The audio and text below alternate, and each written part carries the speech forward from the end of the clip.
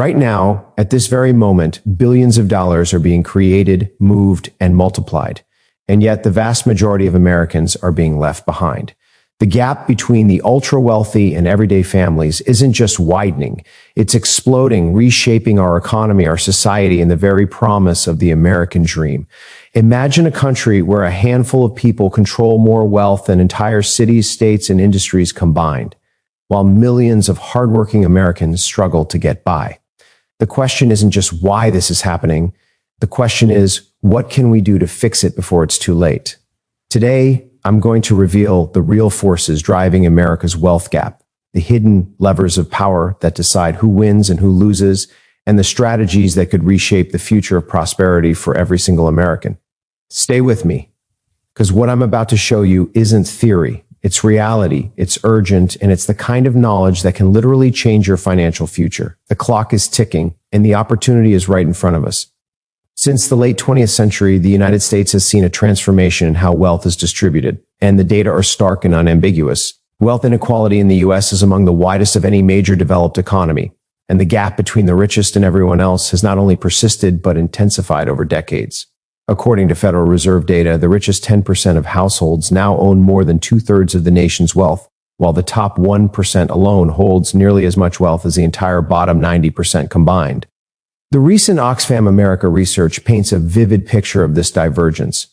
While the collective wealth of the richest Americans has continued to skyrocket, in some cases by hundreds of billions of dollars in just 1 year, the gains for middle and working class households have been far more modest. In one report, the top 1% gained more than 100 times the wealth increase experienced by a typical household over a multi-decade span, and the wealth of the bottom 20% barely budged in comparison. This isn't abstract economic theory. These are real numbers showing a reality where wealth begets more wealth at a scale that ordinary wage earners cannot match. This growing divide isn't only a matter of percentages and net worth figures. It is rooted in structural shifts in the economy and policy choices across generations. Since the 1970s, policy trends such as reduced progressivity in taxation, weakened labor protections, and an economic shift toward high-skilled technology-driven sectors have reshaped opportunities for Americans. These changes have favored capital over labor and enabled asset owners, particularly those invested in stocks, real estate, and other high-return markets, to capture a disproportionate share of economic growth. We also see imbalances in how different groups benefit from wealth accumulation. Historic and ongoing barriers, including discriminatory housing policies, unequal access to capital, and disparities in job markets, have limited the ability of many families to accumulate assets that appreciate over time. Racial wealth gaps remain intractably wide. The median wealth of white households dwarfs that of Black and Hispanic families, a divide rooted in generations of unequal opportunity and reinforced by differential access to credit, property ownership, and investment vehicles. These disparities have consequences that ripple through American life. A McKinsey report on the racial wealth gap concluded that these inequities do not just hurt affected communities, they also constrain national economic growth, potentially reducing U.S. GDP by as much as $1 trillion to $1.5 trillion over a decade if the gap remains unaddressed, due to lost consumption, investment, and productivity. Beyond the numbers, the social effects of a widening wealth gap are palpable: stagnating life chances for large segments of the population, eroding faith in institutions, and a shrinking middle class that once defined the American experience.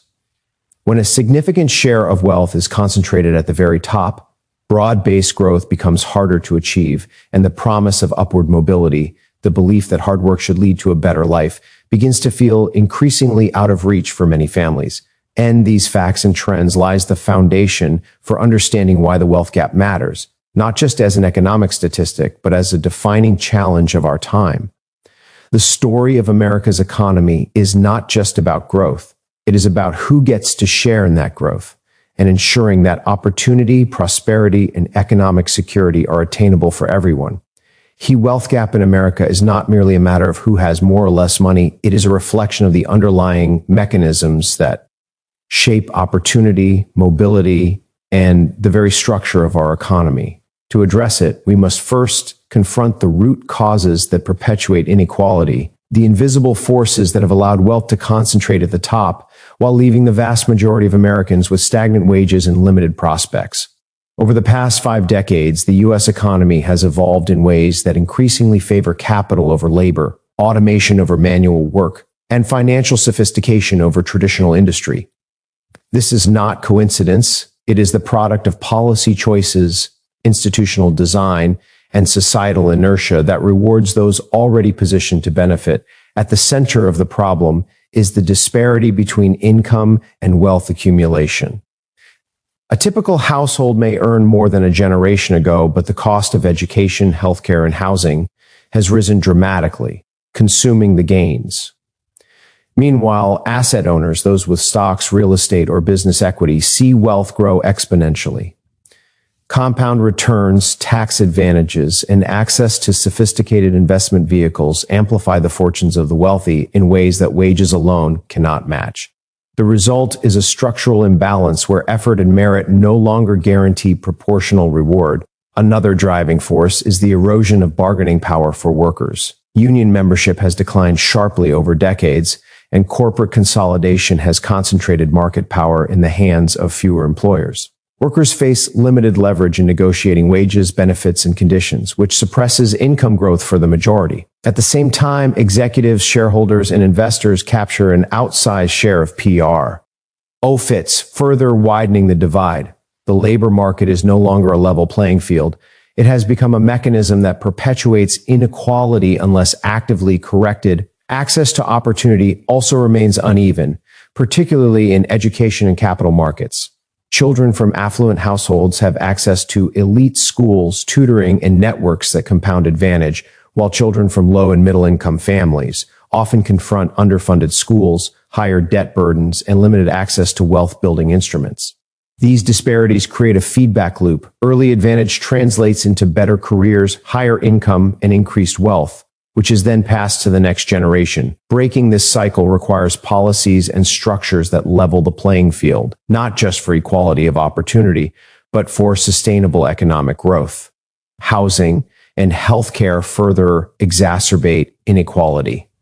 Rising property values make homeownership increasingly unattainable for first-time buyers, particularly in urban centers where economic opportunity is concentrated. Health expenses, whether from chronic illness or lack of insurance, can erode savings and prevent wealth accumulation for entire families. Without systemic solutions to these structural pressures, millions of Americans are effectively locked out of the wealth-building process. Finally, taxation and regulatory policy play an enormous role in shaping outcomes. Loopholes, preferential treatment of capital gains, and under-enforced estate taxes allow the accumulation of wealth to accelerate at the top while leaving ordinary households with diminishing growth prospects.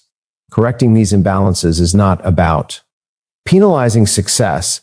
It is about ensuring that the system incentivizes productivity, innovation, and growth in a way that benefits the broad economy rather than a select few. In sum, the wealth gap is deeply structural. It is reinforced by income disparity, unequal access to opportunity, suppressed worker power, and policies that favor capital accumulation over broad-based prosperity. Understanding these root causes is essential. Any meaningful solution must target the systems that generate inequality, not just the symptoms, and create conditions where Americans can build wealth through effort, skill, and innovation rather than inheritance alone. Solving the wealth gap in America is not a theoretical exercise. It is an economic imperative. To make progress, we must focus on practical, actionable solutions that address both the symptoms and the structural drivers of inequality. The policies we implement today will determine whether prosperity remains concentrated among a few or whether it becomes accessible to all who contribute to the economy. The first step is creating a tax system that rewards productivity, investment, and innovation while ensuring that those with extraordinary wealth pay their fair share. Current structures, with loopholes and preferential treatment for capital gains, allow wealth to compound unchecked at the top. Reforming these rules is not punitive, it is strategic, because an economy that spreads opportunity more broadly is stronger, more resilient, and more innovative. Equally critical is wage growth for ordinary workers. For decades, productivity has outpaced wages, meaning that Americans work harder but do not see commensurate rewards. Assessing this requires not only raising the minimum wage where appropriate, but also empowering workers to negotiate, organizing in ways that balance employer and employee power, and incentivizing companies to share profits with those who generate them. Workers should see their labor reflected in their standard of living, and when they do, the economy benefits as consumer demand rises and communities thrive. Education and skills development are also central to closing the wealth gap. Access to quality education, from early childhood through higher education and vocational training, equips individuals to compete in a modern economy. It is not enough to hope that talent will rise on its own. Systems must actively remove barriers, provide scholarships, and support apprenticeships and trade programs that lead directly to high-wage employment. Investment in education is not a cost, it is a catalyst for economic expansion because a more skilled workforce attracts investment, fosters innovation, and generates higher tax revenues without raising rates. Access to capital is another transformative tool.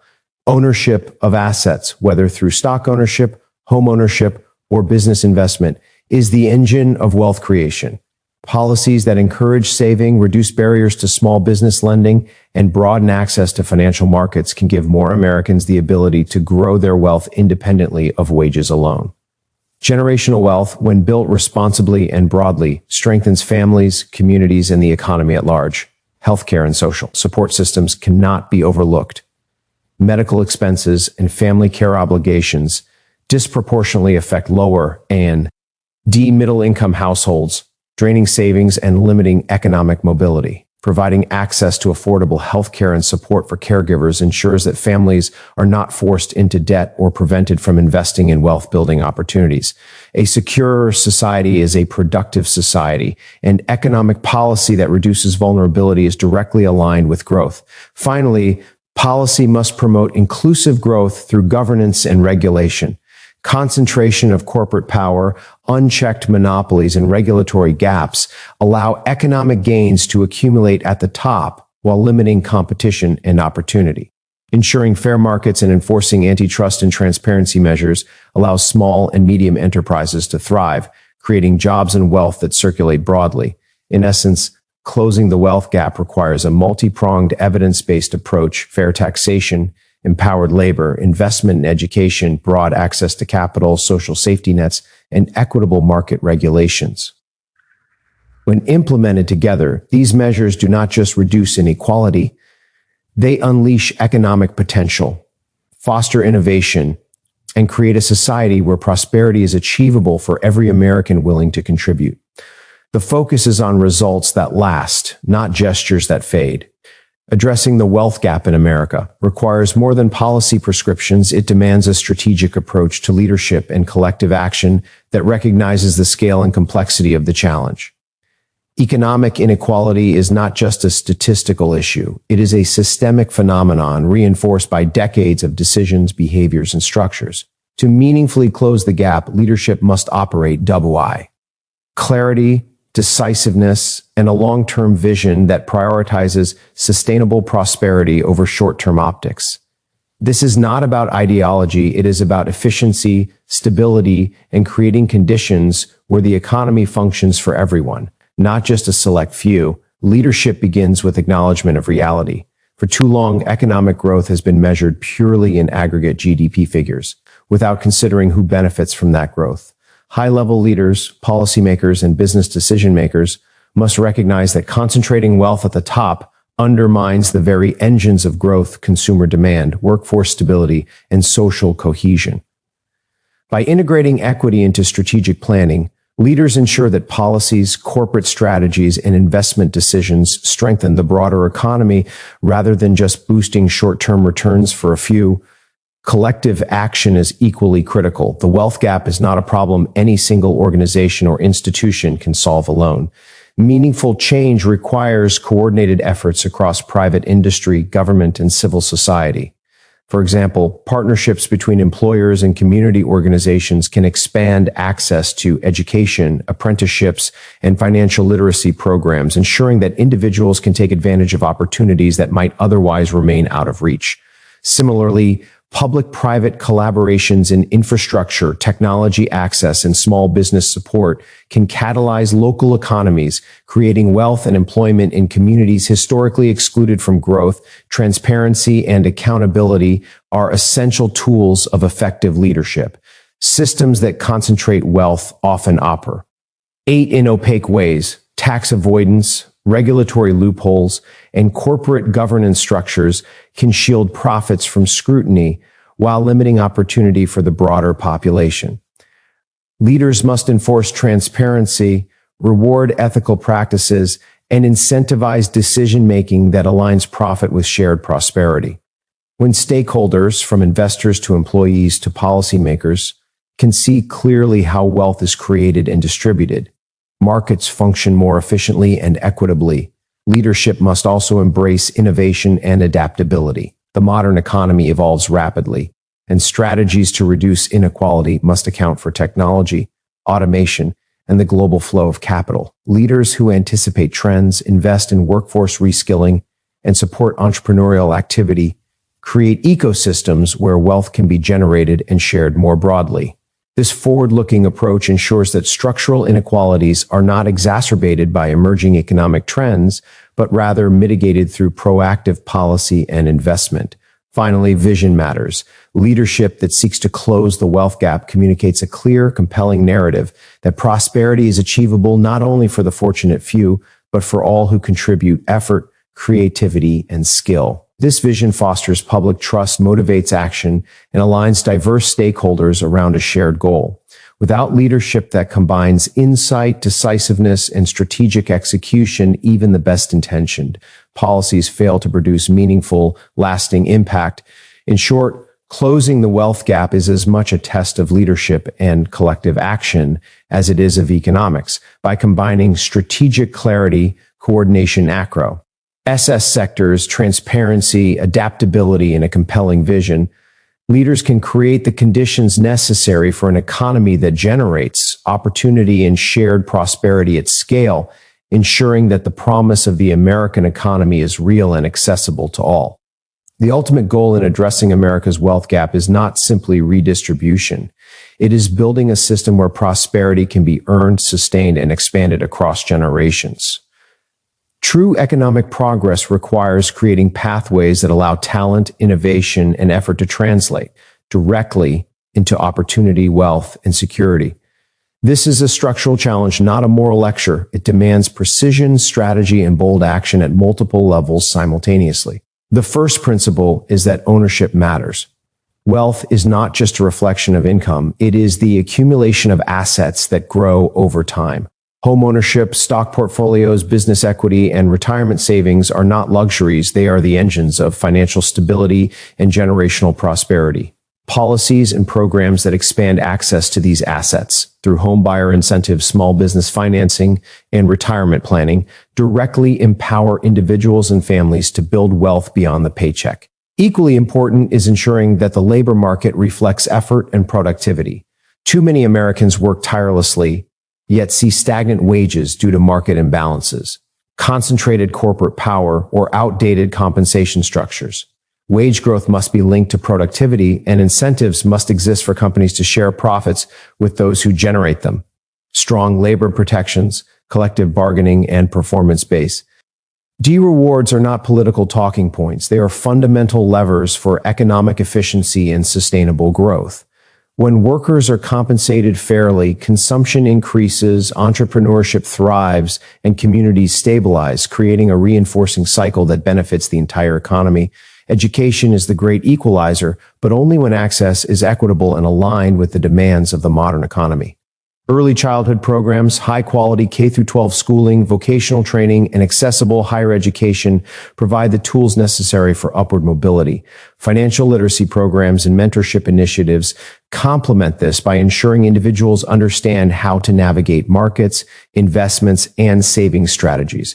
In this way, education does not just create knowledge, it creates opportunity, the most potent antidote to inequality. Healthcare and social safety nets are often overlooked in discussions of wealth, yet they are fundamental to economic security. Unexpected medical expenses, caregiving responsibilities, or lack of insurance can erode savings, limit mobility, and prevent wealth accumulation for entire households.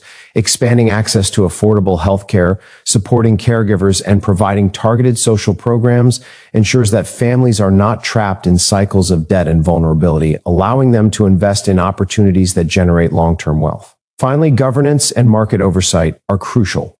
Wealth concentration is amplified when markets lack transparency, competition is stifled, or regulatory gaps allow undue accumulation at the top. Antitrust enforcement, regulatory clarity, and incentives for broad-based participation and ownership and investment are tools that level the playing field while fostering innovation and efficiency. In conclusion, reducing the wealth gap is a multidimensional effort, expanding ownership, aligning labor markets with productivity, investing in education, ensuring healthcare and safety nets, and enforcing fair market structures. When these elements work together, they create a system where opportunity is real, mobility is achievable, and prosperity is shared, not as charity, but as a function of strategic design and economic intelligence. This is how inequality is not just managed, but systematically addressed for the long term. So here's the reality. The wealth gap in America is not a distant problem. It is happening right now, in real time, in every city, every neighborhood, every household. But the power to change it exists, and it's closer than most people realize. The strategies, the policies, the opportunities, they are all on the table. What's missing is bold action, clear thinking, and the willingness to step into the future and claim the prosperity that should belong to every American, not just a few. The next move is yours, and it matters more than you think. The systems are complex, the stakes are enormous, and the clock is ticking. But one thing is certain, those who understand the forces at work, who seize the opportunities, and who act decisively will define the next chapter of American wealth. So don't just watch this moment pass.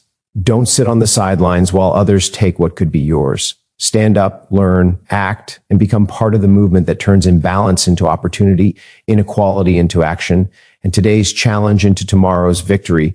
Because the truth is simple. The wealth gap can be solved, but only if we see it, confront it, and move faster than ever before. The question isn't whether change is possible. The question is, will you be part of it, or will you let it happen without you?